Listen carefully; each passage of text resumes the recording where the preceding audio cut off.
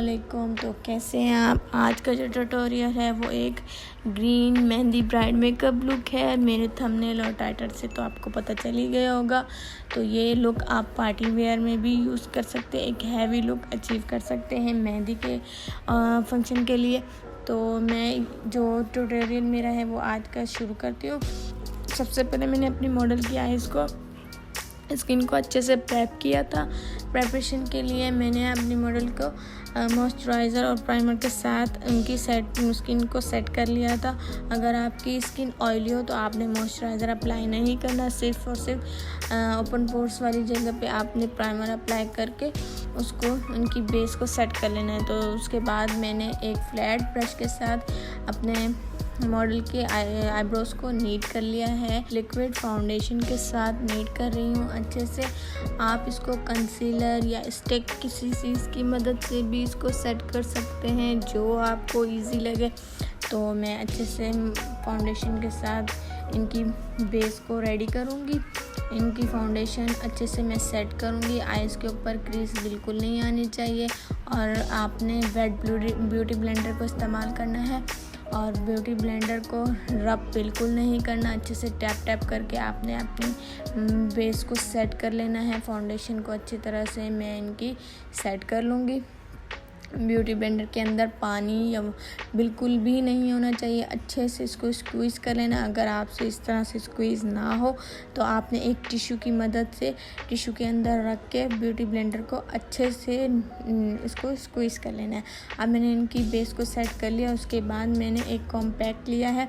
आपके पास जो भी कॉम्पैक्ट अवेलेबल हो आप उसी के साथ अपनी अच्छी से बेस को लॉक करें, अच्छे से सेट कर लें। कॉम्पैक्ट भर के इस्तेमाल करना है आपने। कॉम्पैक्ट से मत डरिया करें क्योंकि कॉम्पैक्ट तो उसके बाद एक्स्ट्रा जो पाउडर होता है हमारी स्किन के ऊपर जो ओवर नज़र आ रहा होता है वो डस्ट आउट हो जाता है। तो देखें मैंने एक बड़े वाले पेन ब्रश के साथ अच्छे से अपने कॉम्पैक्ट को क्लीन कर लिया है। जो एक्स्ट्रा पाउडर था वो डस्ट आउट हो चुका है। तो अब उसके बाद मैंने एक स्पूली की मदद से अच्छे से आईब्रोज को नीट किया है क्योंकि जो फाउंडेशन मेरी आईब्रोज के अंदर लगी हुई हो तो वो अच्छे से क्लीन हो जाए। अच्छे से क्लीनिंग करने के बाद मैंने एक फ्लैट एंगल ब्रश लिया है। उसकी मदद से मैंने अपनी मॉडल की आइज़ को ड्रॉ कर रही हूँ, आईब्रोज को तो एक डार्क कलर का चॉकलेट डार्क शेड होता है तो उसी से हम आईब्रोज को नीट करते हैं। वही वाला शेड मैं ले रही हूँ अपनी मॉडल की आईब्रोज को नीट करने के लिए। नीटनेस के साथ आपने काम करना है। छोटे छोटे स्ट्रोक लेने हैं। आईब्रोज को कभी भी इनर कॉर्नर से स्टार्ट नहीं करते हैं, सेंटर से स्टार्ट करते हैं और आउटर पे लेके जाते हैं, फिर इनर की साइड आते हैं। तो अच्छे से नीट किया है। एक फिर इस एक्सपूली की मदद से आपने दोबारा से आईब्रोज को नीट ज़रूर कर लेना है क्योंकि उसके अंदर जो एक्स्ट्रा पाउडर या शेड होता है वो मर्ज हो जाए आपस में और अच्छी एक लुक नज़र आए, हार्श लुक नज़र ना आए। तो मैंने एक हाइलाइटर लिया था अपनी ब्रो बोन को हाईलाइट करने के लिए। उसी गोल्डन सिल्वर शेड को मैंने अपने मॉडल की इनर कॉर्नर को भी अच्छे से हाईलाइट कर लिया है। हाइलाइटर जो है मेरे पास वो इंटरफेरेंट शेड है, वो आपने एक वेट ब्रश के साथ अप्लाई करना होता है। तो उसके बाद मैं एक ब्लेंडिंग ब्रश ले रही हूँ, मीडियम साइज़ का, बिग साइज़ का ब्लेंडिंग ब्रश है। तो मैं उसी की मदद से अच्छे से अपने लाइट ब्राउन कलर का शेड ले रही हूँ। अपनी पैलेट में से आपके पास भी लाइट ब्राउन कलर का जो शेड हो आपने वही अपने आई क्रीज पर ड्रॉ करना है। अच्छे से कंटूर करना है, अपनी क्रीज लाइन को डिफाइन करना है। तो उसको ब्लेंडिंग करते हुए आपने शेड को अप्लाई करना है। ब्लेंडिंग बहुत अच्छी करनी चाहिए आपको और बहुत अच्छी करिएगा और बिल्कुल लाइट हैंड के साथ आपने काम करना है। ब्रश को कभी भी बहुत ज़्यादा सख्ती से रब नहीं करना होता, बिल्कुल लाइट हैंड चलाना है। सर्कुलर मोशन में हमेशा ब्रश को यूज़ किया करें तो अच्छी ब्लेंडिंग होती है उससे। तो उसके बाद उससे मैंने थोड़ा और डार्क शेड लिया था ब्राउन में, अपनी क्रीज लाइन को अच्छे से डिफ़ाइन किया था। तो उन दोनों शेड्स को ब्राउन को मैंने आपस में मर्ज कर दिया। अब उसके बाद उससे थोड़ा डार्क शेड ले रही हूँ। तो इसी तरह हमने लाइट से डार्क अपर की साइड पे आना होता है, डार्क लाइट से डार्क पे आते जाएंगे। तो अब जो मैंने इनका आउटर कॉर्नर पे एक डार्क ब्राउन कलर के शेड के साथ डेप्थ दी है, अब इनकी आइज़ को अच्छे से डेप्थ दूँगी। ये ब्लैक शेड बिल्कुल नहीं है, ये एक डार्क चॉकलेट ब्राउन शेड है। तो अच्छे से मैं इसको सेट कर लूँगी अपनी आईब्रोज़ के।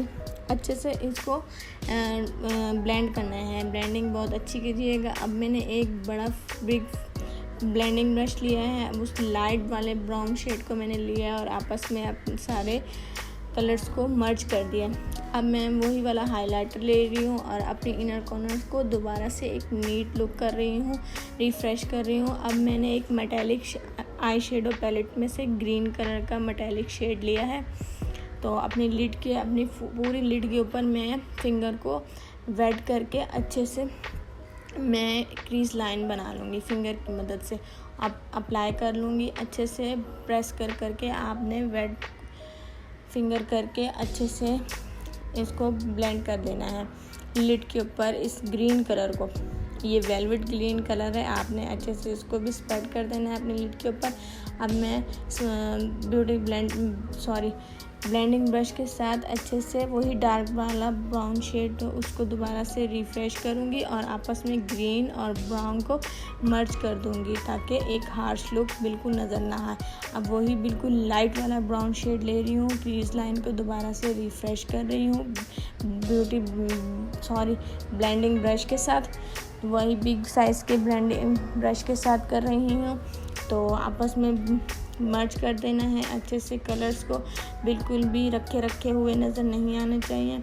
जितनी अच्छी ब्लेंडिंग होगी उतना अच्छा लुक नज़र आएगा आपकी आइज़ का। तो मैंने एक फ्लैट ब्रश के साथ एक सीलर लिया है, सीलर बिल्कुल लिड के ऊपर मैंने अप्लाई किया है, हल्के हाथों से सीलर को अप्लाई किया। अब मैंने एक लाइट डस्ट ग्रीन कलर का शेड लिया है, उसको मैंने अपनी फिंगर की मदद से प्रेस कर देना है लिड के ऊपर अपनी मॉडल की। तो ये भी मैंने प्रेस करके अप्लाई किया है। ये एक डस्ट ग्लिटर है, लाइट ग्रीन कलर का शेड है। तो इसको भी अच्छे से फिंगर से टैप करना है, रब बिल्कुल नहीं करना।